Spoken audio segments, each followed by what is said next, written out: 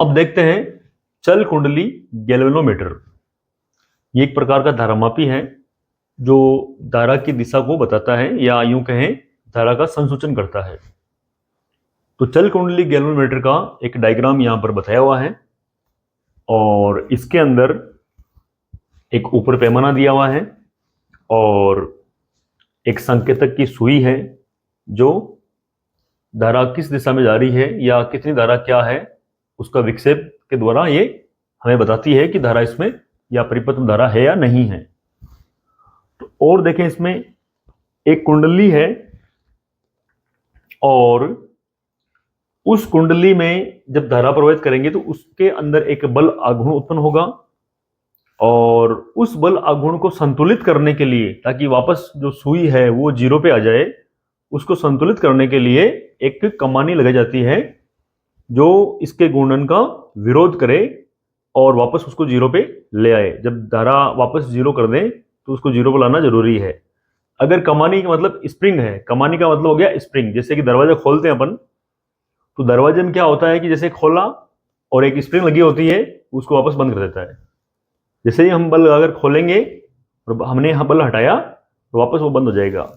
उसी तरह इसके अंदर एक कमानी है, कमानी का मतलब होता है स्प्रिंग, एसपी से दर्शाया गया इसके अंदर। और धुरी है और ये जो कुंडली है ये लपेटी गई है नरम लोहे के ऊपर और दोनों तरफ चुंबकीय ध्रुव है, एक तरफ N है एक तरफ S है।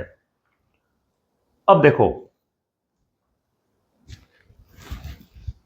इसके बारे में कुछ बेसिक डिटेल है कि चल कुंडली गैल्वेनोमीटर में किसी एक समान त्रिज्यीय चुंबकीय क्षेत्र, ध्यान देना त्रिज्यीय चुंबकीय क्षेत्र में, देखो आप डायग्राम में देख रहे हो कि जो एक इस प्रकार वर्तीय रूप से चुंबक काटा गया है, तो वो क्या करता है, हमें त्रिज्यीय चुंबकीय क्षेत्र प्रदान करता है। अब देखो किसी अक्ष पर घूर्णन करने के लिए अनेक फेरों वाली एक कुंडली होती है। तो इसके अंदर बहुत सारे फेरों वाली एक कुंडली है जो डायग्राम में दिख रही है यहां पर। इस कुंडली के भीतर एक बेलनाकार नरम लोहे का क्रोड होता है जो चुंबकीय क्षेत्र की प्रबलता में वृद्धि करता है। ये जो नरम लोहा है जिसके ऊपर कुंडली लपेटी गई है, ये चुंबकीय क्षेत्र की प्रबलता में वृद्धि करता है। जब इस कुंडली से कोई विद्युत धारा प्रवाहित की जाती है तो इस पर एक बल आघूर्ण कार्य करता है। अगर इस कुंडली के अंदर विद्युत धारा प्रवाहित करेंगे तो इसके ऊपर एक बल आघूर्ण कार्य करेगा जिसका मान होगा टो बराबर NIAB। अब यहां पर थीटा 90 डिग्री है तो साइन थीटा का मान हो गया 1 यहां पर। तो टो जो है ये कुंडली में उत्पन्न एक बल आघूर्ण है और ये कुंडली जो चुंबकीय बल है, ये चुंबकीय जो बल आघूर्ण है ये कुंडली में घूर्णन की प्रवृत्ति उत्पन्न करता है। यानी कुंडली जो है वो घूमने का प्रयास करती है और उससे जुड़ा रहता है संकेतक जो भी साथ साथ में घूमता है। जितनी ज्यादा धारा प्रवाहित करेंगे उतना ज्यादा इसके अंदर विक्षेप उत्पन्न होगा, जिसके कारण कुंडली अपने अक्ष पर घूर्णन करती है। तो ये सारा इस डायग्राम के बारे में हमने देखा। ये बेसिक फंडामेंटल है जो चल कुंडली गैल्वेनोमीटर के बारे में है। अब देखो यह जो डायग्राम दिख रहा है इसमें उस कुंडली से जुड़ी हुई एक एसपी कमानी है। कमानी मतलब स्प्रिंग है। उसमें कुंडली के घूर्णन के विरोध में एक बल आघूर्ण के फाई उत्पन्न होता है। किसके अंदर होता है? ये कमानी के अंदर। जो कुंडली का बल आघूर्ण है उसके विरोध में उत्पन्न होता है और जो कुंडली के बल आघूर्ण NIAB को संतुलित करता है, ये उसको करता है संतुलित, यानी उसके बराबर होगा ये। इसके कारण कुंडली में फाई कोण का स्थायी कोणीय विक्षेप आ जाता है। यानी जो कुंडली है उसके अंदर एक स्थायी कोणीय विक्षेप आएगा जब तक उसके अंदर धारा प्रवाहित होगी। तो सुई जो एक फाई कोण पर वो विक्षेप उत्पन्न करेगी। साम्यावस्था में K फाई बराबर NIAB। ये तो है कमानी का बल आघूर्ण और ये है कुंडली में उत्पन्न बल आघूर्ण, दोनों बराबर है तो ये संतुलित या साम्यावस्था में रहेंगे। K को कहते हैं कमानी का ऐंठन नियतांक। ऐंठन मतलब मरोड़, कितनी मरोड़ है वो डिपेंड करेगी, K का मान डिपेंड करेगा कि जो कमानी है, स्प्रिंग है, वो किस प्रकार के पदार्थ की बनी हुई है, कौन सी धातु की बनी हुई है। कितनी धातु मोटा है, तार छोटा है या मोटा है। और प्रति एकांक ऐंठन प्रत्यानयन बल आघूर्ण है, इसको बोलते हैं प्रति एकांक ऐंठन प्रत्यानयन बल। अब देखो, जो फाई के गुणा में के था उसको लाना है बट्टे में, तो ये हो गया NAB बटा के और गुणा में है आई। ये जो है ये नियंतांक है, क्योंकि फेरों की संख्या फिक्स होती है और उसका कुंडली का जो क्षेत्रफल है वो फिक्स रहता है और चुंबकीय क्षेत्र होता है वो भी फिक्स है। के जो है कमानी का जो ऐंठन नियंतांक बोलते हैं वो भी फिक्स है, बस धारा का मान जो है वो चेंज होता रहता है। तो इसका मतलब ये हो गया कि जो ये विक्षेप आ रहा है फाई, भाई सुई कितना विक्षेप करेगी वो धारा के समानुपाती होता है।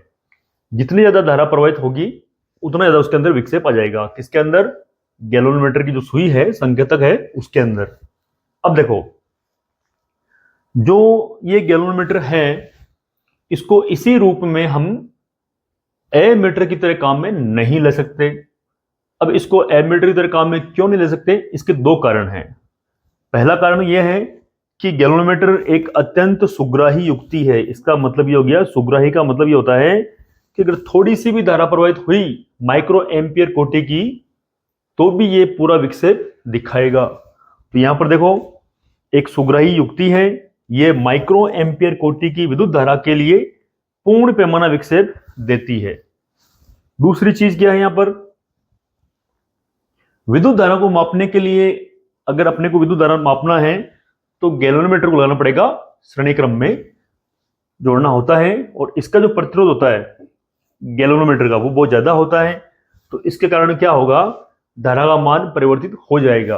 तो जितनी धारा आ रही है उतनी बता नहीं पाएगा, उसे कम बताएगा, यानी उसको चेंज कर देगा।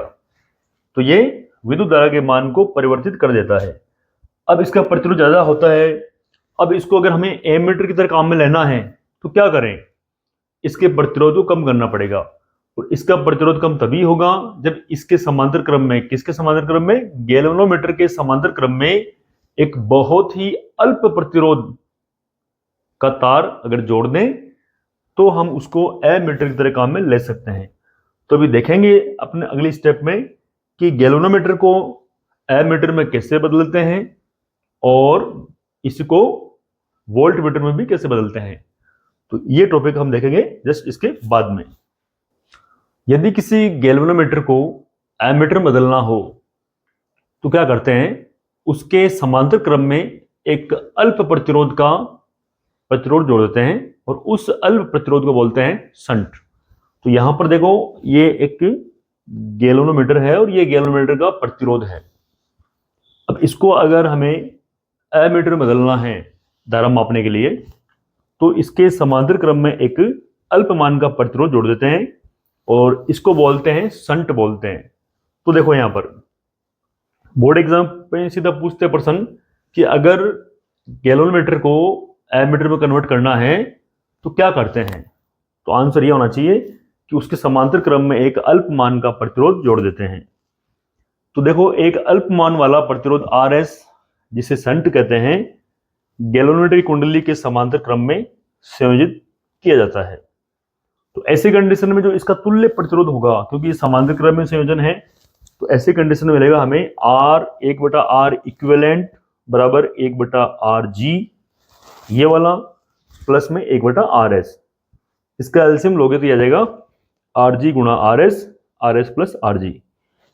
इसको व्युत्क्रम कर दिया, उल्टा कर दिया, तो R इक्विवेलेंट बराबर RS RG बटा RG प्लस RS। अब यदि इसकी तुलना में ये बहुत बड़ा है, यानी जो हमने प्रतिरोध लगाया समांतर क्रम में वो बहुत छोटा है, तो उस कंडीशन में क्या है कि ये जो मान आएगा वो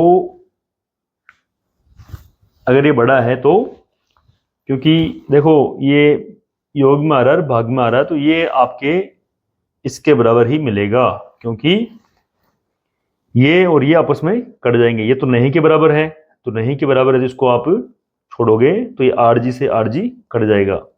तो आपको इसका तुल्य प्रतिरोध इसके लगभग बराबर मिल जाएगा, यदि ये इसकी तुलना में बहुत बड़ा हो या जो हमने जोड़ा वो इसकी तुलना में बहुत ही छोटा हो, ये कंडीशन हो अगर, तो हमें तुल्य प्रतिरोध मिलता है RS के बराबर।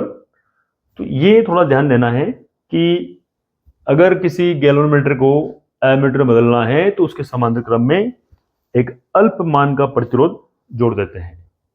अब देखते हैं कि अगर इसको वोल्टमीटर में कन्वर्ट करना है तो क्या करते हैं। तो उस कंडीशन में क्या करेंगे, इसके ही एक श्रेणी क्रम में उच्च मान का प्रतिरोध जोड़ देते हैं।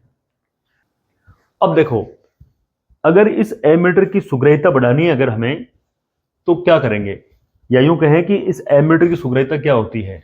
तो प्रति एकांक धारा में या प्रति इकाई धारा में जो विक्षेप उत्पन्न हो रहा है उसे ही बोलते हैं एमीटर की सुग्रहिता। तो इसकी परिभाषा यह है कि प्रति इकाई धारा में उत्पन्न विक्षेप एमीटर की सुग्रहिता कहलाती है। तो प्रति इकाई का मतलब हो गया कि बट्टे में आएगा आई, ऊपर आएगा फाई। फाई यहां पर विक्षेप है, तो फाई बटा आई बराबर NAB बटा K, क्योंकि हमारे पास जो फॉर्मूला था वो ये था, फाई बराबर NAB बटा K गुणा आई इसके बटे में आ जाएगा। तो ये सुग्रहिता है। अब अगर हमें किसी भी गैल्वेनोमीटर की सुग्रहिता बढ़ानी है तो क्या करेंगे हम, सुग्रहिता बढ़ाने के लिए हमें उसमें फेरों की संख्या जो n होती है उसमें वृद्धि कर दो। तो ये भी क्वेश्चन बन सकता है कि किसी भी गैल्वेनोमीटर की अगर हमें सुग्रहिता बढ़ानी है तो क्या करना पड़ेगा, उसमें फेरों की संख्या n का मान बढ़ा दो। तो ये थोड़ा सा ध्यान देना है। तो ये हो गई एमीटर की सुग्रहिता। और इससे पहले हमने देखा कि किसी भी गैल्वेनोमीटर को एमीटर में कैसे कन्वर्ट करते हैं।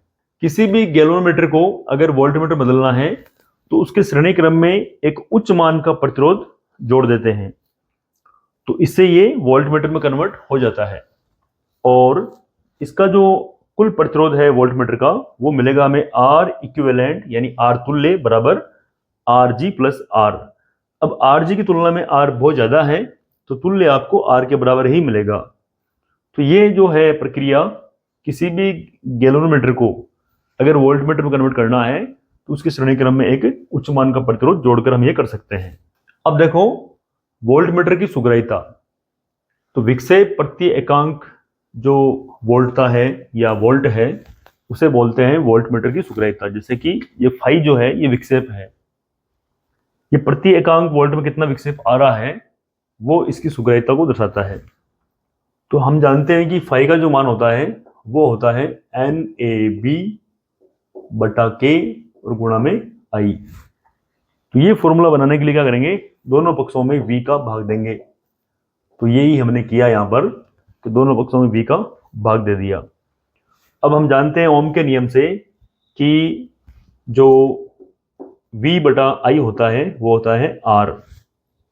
तो इसका उल्टा करेंगे तो I बटा V मिलेगा हमें 1 बटा R। तो इसी तरह यहां पर जो ये I बटा V है ये हो गया 1 बटा R।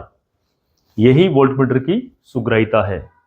तो यहां थोड़ा ध्यान देना कि ये R जो है वो बट्टे में है और विक्षेप प्रति एकांक वोल्ट जो है उसे ही कहते हैं वोल्टमीटर की सुग्रहिता। ये फॉर्मूले आपको याद रखने हैं, परिभाषा भी आपको याद रखनी है, बोर्ड एग्जाम में क्वेश्चन पूछ लेते हैं एमीटर के लिए और वोल्टमीटर के लिए। अब इसमें एक विशेष चीज ध्यान देनी हमें कि अगर धारा सुग्रहिता में वृद्धि करेंगे अगर हम, तो हमें उसमें फेरों की संख्या को बढ़ाना पड़ेगा। लेकिन जरूरी नहीं है कि फेरों की संख्या बढ़ाकर हमने धारा सुग्रहिता वृद्धि की तो वोल्ट मापी की जो ये वोल्टमीटर है उसकी सुग्रहिता में वृद्धि हो। यानी कहने का मतलब यह है कि धारा सुग्रहिता में वृद्धि करने का मतलब यह नहीं है कि वोल्टता सुग्रहिता में वृद्धि हो जाएगी, क्योंकि धारा सुग्रहिता जो है वो सिर्फ और सिर्फ फेरों की संख्या पर निर्भर करती है।